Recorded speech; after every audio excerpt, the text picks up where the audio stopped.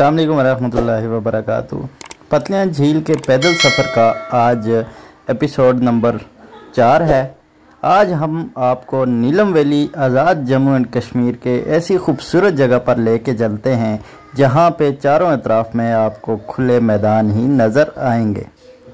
ये जगह एक ऐसी कुदरती ख़जाना है जो अपनी खूबसूरती और सुकून के बायस हर आने वाले हाइकर के दिल को छू लेता है। यहाँ पर पहुँचने के लिए आपके पास अपने बैग्स जिसमें तमाम एशिया मौजूद हों और उसके बाद हाइकिंग जो स्टिक्स होती हैं वो लाजमी होनी चाहिए।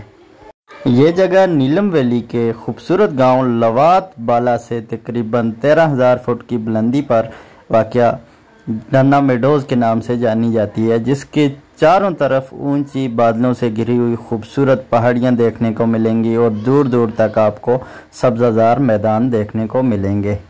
ताज़ा हवा, सरसब्ज पहाड़ और हर कदम पर बदलते खूबसूरत मनाज़र।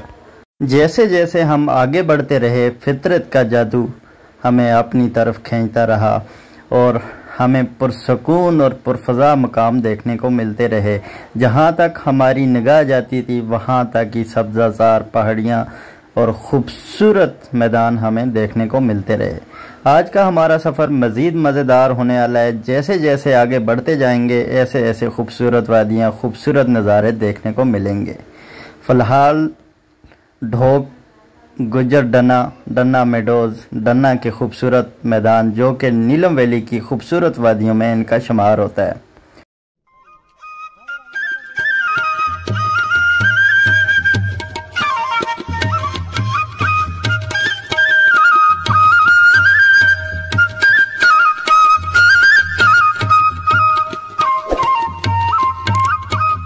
ढोक डन्ना के खूबसूरत मैदानों को कुछ टाइम हमने एंजॉय किया।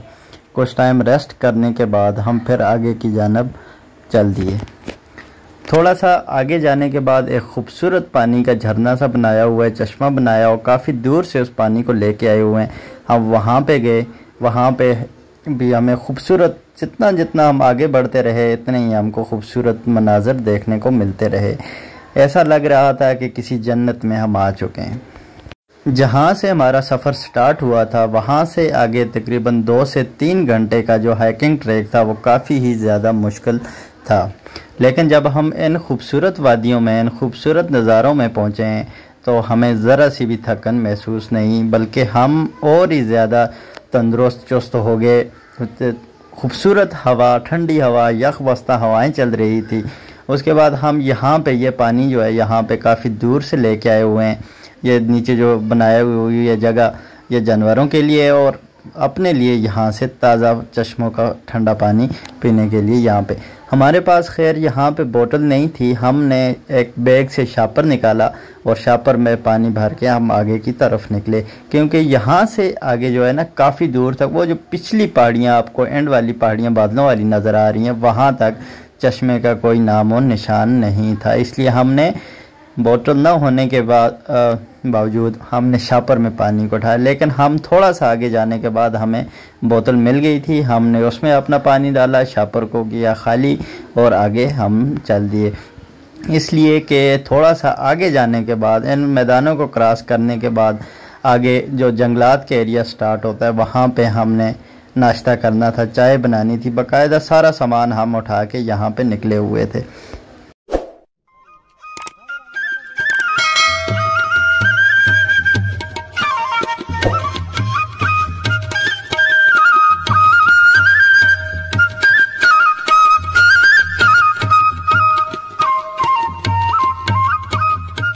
डन्ना के खूबसूरत मैदानों को क्रॉस करते ही हमें यहाँ के जो लड़के हैं कुछ उनसे मुलाकात हुई। उन्होंने हमें गले से लगाया, खुश अखलाक़ी से वो मिले हमें। उनके पास हम काफ़ी टाइम बैठे रहे, गपशप हुई। उन्होंने बल्कि खाने के हमें इनवाइट किया, लेकिन हमने ख़ुद से ही इनकार किया क्योंकि हमने सारा सामान खुद उठाया हुआ था। आगे चल दिए हम। यहाँ से अलविदा डन्ना के खूबसूरत मैदानों को अलविदा करते हुए हमने अपना सफ़र आगे की तरफ जारी रखा। कभी भी आपका सैर व सयाहत के शौकीन हजरात का पतलियाँ झील पर जाने का अगर ट्रिप प्लान होता है तो वो थोड़ा सा टाइम निकाल के इन खूबसूरत वादियों से हाइकिंग करके पतलियाँ झील पे जाएं, नेचर को एंजॉय करें। थोड़ा सा एडवेंचर टाइप रास्ता है, खूबसूरत रास्ता है, मुश्किलात भी है, लेकिन जो खूबसूरती यहाँ से देखने को मिलती है वो कहीं पे नहीं। नन्ना मेडोज़ क्रॉस करने के बाद आगे हमें लकड़ों की ज़रूरत थी क्योंकि हमने आग जलानी थी।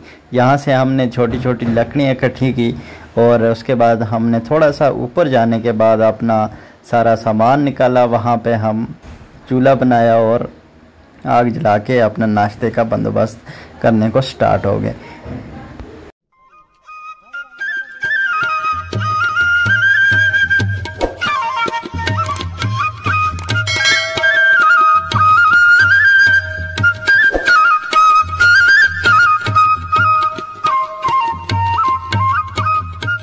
यहाँ पे आग जलाते हुए थोड़ी सी हमें मुश्किल दरपेश आई क्योंकि तकरीबन हम 14 से 15,000 फुट की बुलंदी पे थे और बुलंदी पे ऑक्सीजन काम नहीं करती। हमने लाइटर भी थे लेकिन उसके बावजूद हमने माचिसें भी उठाई हुई थी कि माचिस जल जाएगी, लेकिन यहाँ पे ऑक्सीजन की कमी के बावजूद काफ़ी टाइम बाद हमारी आग जली है। उसके बाद हमने चाय बनानी स्टार्ट की। चाय बनाने के बाद यहाँ पे थोड़ा सा धूप सी थी और धुआं हो गया था, तो हम उसको उठा के साइड पे चले गए। थोड़ा सा आगे जाके हमने वहाँ पे बैठ के पुरसुकून तरीके से हमने नाश्ता किया। कुछ टाइम वहाँ पे रेस्ट किया। थोड़ा जो ट्रिप प्लान हमारा हुआ तो उसके बारे में डिस्कस की कि हमने आगे कहाँ तक जाना है और कहाँ पर जाना, कैसे कैसे जाना है। नाश्ता कर ही रहे थे कि अचानक मौसम अचानक से इतना ख़राब हो गया कि बारिश के चांस 90% चांस बारिश के बन गए। लेकिन हमारे हौसले बुलंद थे क्योंकि हमने जिस जगह जाना था, जहाँ पे सोच के हम आए थे, वहाँ तक हमने लाजमी जाना था, चाहे बारिश होती या जो भी होती है। उसके लिए हमने रेन कोट और ये छाते साथ उठाए हुए थे। ये जगह है जी, साइब में बैठ के हमने यहाँ पे पुरसुकून तरीके से अपना नाश्ता किया और नाश्ता करने के बाद हमने आगे फिर अपना सफ़र जारी रखा पतलियाँ झील वाली साइड पे। यहाँ से आगे फिर से चढ़ाई स्टार्ट हो रही थी। थोड़ा सा रास्ता और दुश्वार गुजार और मुश्किल होता जा रहा था।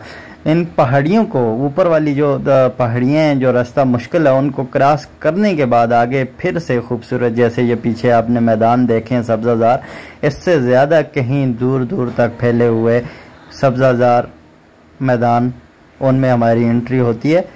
उसके बाद हमारा सफ़र जो है बहुत दूर तक हम गए थे इस बार। वीडियो अगर अच्छी लगती है, वीडियो को लाजमी चैनल को सब्सक्राइब किया करें, वीडियो को लाइक किया करें और अपना प्यारा सा कमेंट किया करें। नेक्स्ट वीडियो के लिए नोटिफिकेशन जो है, बेल नोटिफिकेशन ऑन रखा करें ताकि लेटेस्ट वीडियो आप तक पहुंचती रहें। शुक्रिया।